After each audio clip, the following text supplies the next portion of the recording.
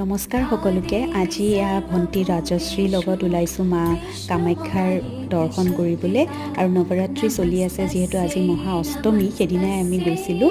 তাৰপিছত খুব ভিৰ হৈছিলে আৰু বতৰটো সিদিনা খুবেই ভাল আছিলে, বৰষুণো দি আছিল অলপ অলপ। আৰু এয়া দেখিছেনে, ফুলৰ খুব ধুনীয়া ডেক'ৰেশ্যন কৰিছিলে নৱৰাত্ৰিৰ কাৰণে। তাৰপিছত আমি এয়া পৰিক্ৰমা কৰিলোঁ, চাকি বন্তি দিলোঁ, দি পেলাই এয়া নাৰিকল ফুটাই পানীও তাতে ছটিয়ালোঁ। তাৰপিছত আমি মা কামাখ্যা মন্দিৰৰ পৰা ওলাই পেলাই কাষতে থকা বগলা মন্দিৰলৈ বুলি গ'লোঁ। আবেলি সময়ে হৈছিলে তেতিয়া, আৰু বতৰটো দেখিছেনে, একদম বৰষুণ পৰি খুব ধুনীয়া হৈছিলে। তাৰপিছত মাৰ দৰ্শন কৰিলোঁ, বগলা মাৰ।